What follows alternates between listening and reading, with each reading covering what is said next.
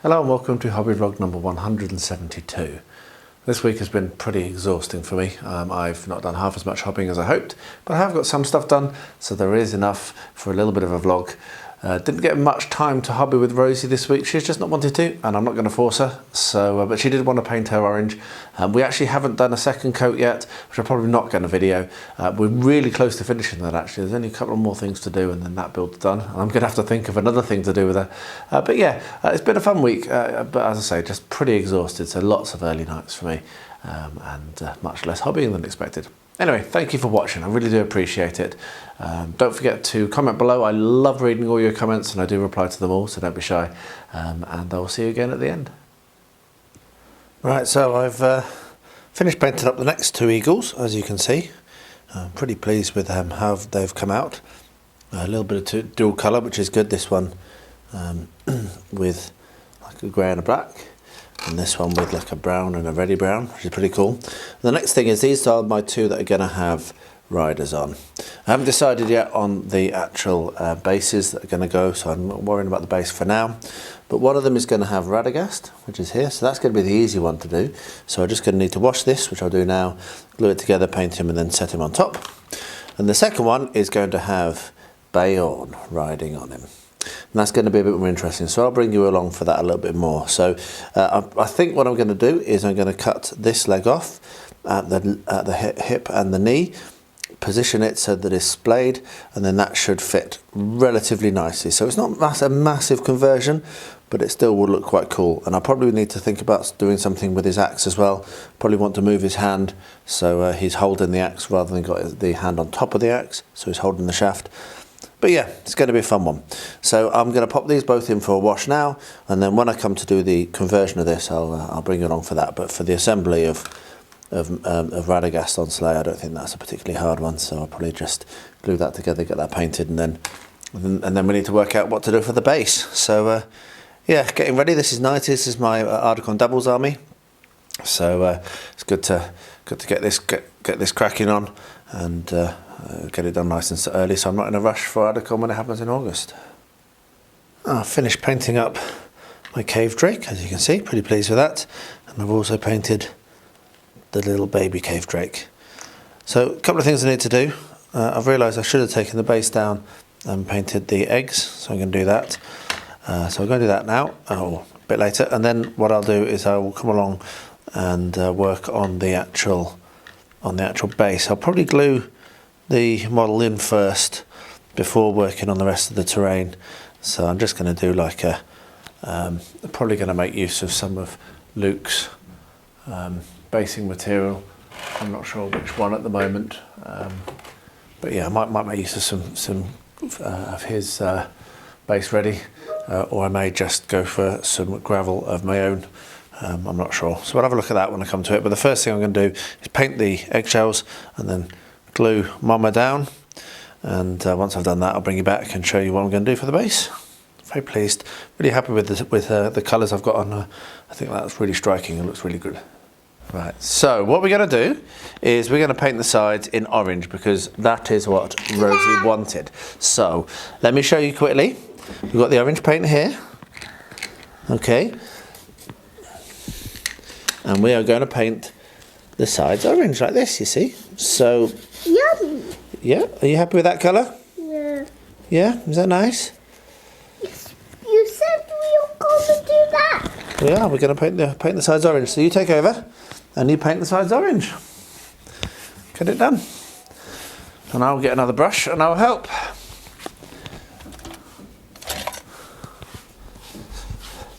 That's it. And then when you run out of paint, get some more paint on your brush.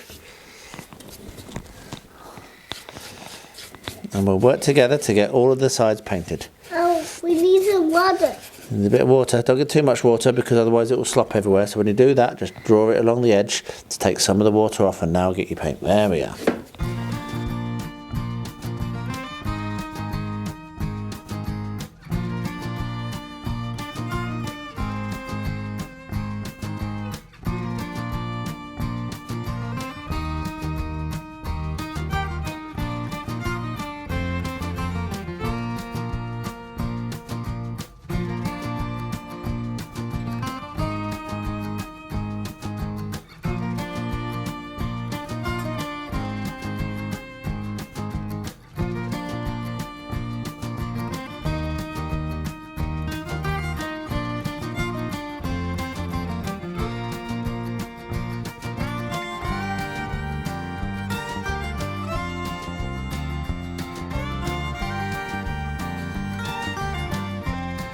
Right, so let's have a go at converting Bayon to ride on an eagle. So the first thing we're going to need to do is snip off the this log that he's stood on.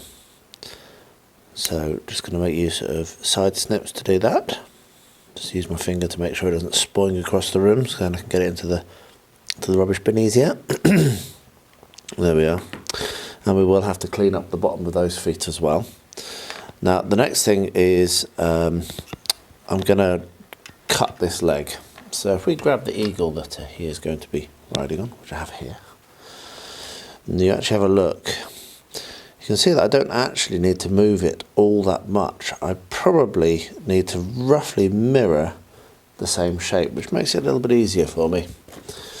So my plan is, I'm going to use my razor saw, and my plan is to cut basically across here to take the leg off.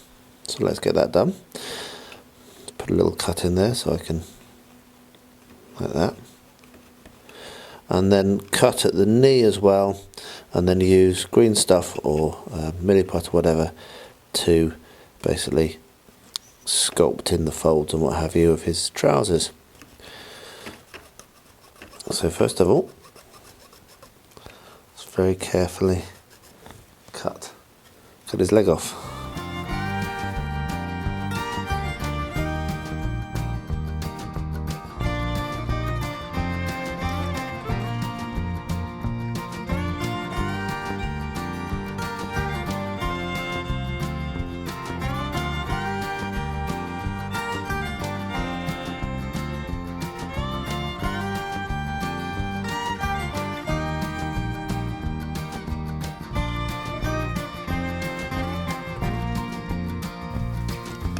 This is why I like working with fine cast, because this is actually much easier to do than it would be with metal. Plastic might be alright, but fine cast is very easy. So there we are. We've got his leg cut off. So you can see that if I do that, let's just get the eagle in. I might be able to do this really easily.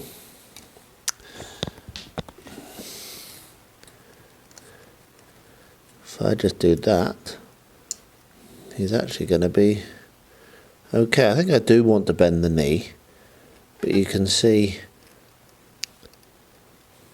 that the amount of deflection that the leg needs isn't huge. So I'm going to have a quick play around with this, see whether I think I might need to trim the bottom of that off a little bit. If you look at how his leg goes in, it's going to need to go in from the top. So I might need to trim some of this off to fit it in underneath. And then what I'll do is I'll have a look at the knee and see what I think about what angle I want the knee to be at. But you can see how easy this is going to be. So I'm going to have a little bit of a think, and I'll bring you back for the next step shortly. I was looking at basing up the awesome stag, which as you can see I've finished painting. Looks absolutely brilliant. Really pleased with that. And I pulled out this disc of polystyrene and was playing around with some stones, and then just as I was putting away my big tray of goodies, I realised that I had this, which actually is an old bit of wood that was in our aquarium for quite a long time. And I think I really like the idea of having the stag kind of climbing its way up like that, with gluing that in place, kind of climbing up across this. Think of it as a kind of stone base, I suppose, and then have my huntress figure stood over here on the corner. So I think that's what I'm going to do. I'm going to glue that in place, and I think that'll actually be it done. So that's a bit of a surprise. I was expecting to spend quite a bit longer on this, but suddenly inspiration is struck. So I'll get that glued in, just use super glue I think. Hopefully that'll hold it. And yeah, I'll show you what it looks like when it's finished. Well, I've just spent literally 25 minutes mixing this paint, because I bought this paint many years ago. I don't want to know, maybe 5 years ago. And just stuck it up on the shelf for when the first paint pot ran out. And it did, and then when I opened it, it was absolutely solid. So that was hard work, and it still has quite a lot of lumps in it, and it's not perfectly mixed, but it's mixed enough now for me to make use of. Lesson there is, don't buy paint if you're not going to use it for about 5 or 6 years. And you know what the worst thing is? I've got another whole pot of it up there, which will probably be 10 or 15 years old by the time we get to it. So we'll find out whether it's usable at that stage. Anyway, I've realised that I wasn't using the Africa paint, which I thought I was before, and it's this pinker colour that I wanted rather than that paler colour. So I'm just going to go over the top of all of these with the pink colour that I wanted, and then I will use the paler colour as a highlight, and that will look a little bit more like what I want. So there we are, that's the better colour. It's just a more sandy colour. So I'm going to paint all of these with this, let that dry, and then I'll come along and highlight it. I'll show you what it looks like. We'll do the dry brush there, and then we'll start to work on the then we'll put a little bit of interest into the sandy base as well. And then I promise I will start doing the trees. Well, this has been going far better than I expected it to. What I've got, as I said last time, I've shaved a little bit of a shelf off the back of the first bit of leg that I cut, and that now sits in very nice like that. And what I've just done is taken a little wedge out the back of the knee, and I can actually bend that into the perfect shape. So what I'm going to do is I'm going to get a bit of glue and glue that down, and then when that's secure, which won't take very long, I will then, let's pull my little eagle. I sat it up on some clamps just so it was a little bit easier for me to work with. But if we have a look at this, you can see that is going to sit perfectly. Very, very pleased. There'll be a little bit of filling needed, but much less than I expected. So I'm pretty happy about that. So I'm going to get that glued up now, get the leg glued back on. I haven't yet looked at the axe, and that's going to be next. Trying to get the hand off the top of the axe might, oh dear, a little bit zoomed in, might be a little bit too hard. I'm not sure. I'll have a play around with it, but we'll get to that next. First of all, I'm going to do his legs. So I'll get that glued, and then when we come to do the legs, or the axes even, I'll bring you along for that. He's done. I did do one boo-boo. I realised he doesn't have his axe when he's riding on the back of the eagle. So I've managed to get him so he's kind of got his hands folded in front of him, looking very relaxed. Got a fair bit of filling to do, but that has worked out so much better than I expected it to. So what I'm going to do now is I'm going to get my filler out. I'm going to make use of a little bit of milliput, tiny bit of milliput to fill those gaps, and then we'll get primed and painted. I still haven't fully worked out the base that's going to be underneath these. I am waiting for my Gundabad warriors so that I can do the bear form, which I'm very excited about.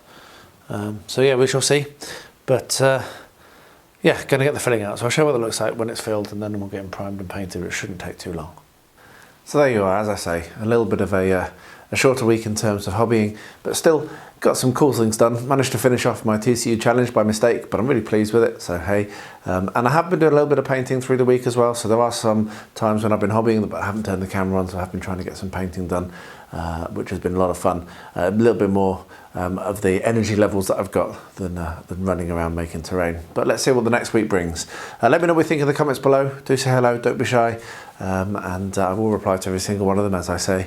Well, let's wrap this video up as we approach the 1 year anniversary, which is pretty terrifying that it's gone on this long. If any of you are directly or indirectly impacted by the horrible war that's going on currently in Ukraine, then my thoughts do go out to you and to anyone that you know who may be in that situation.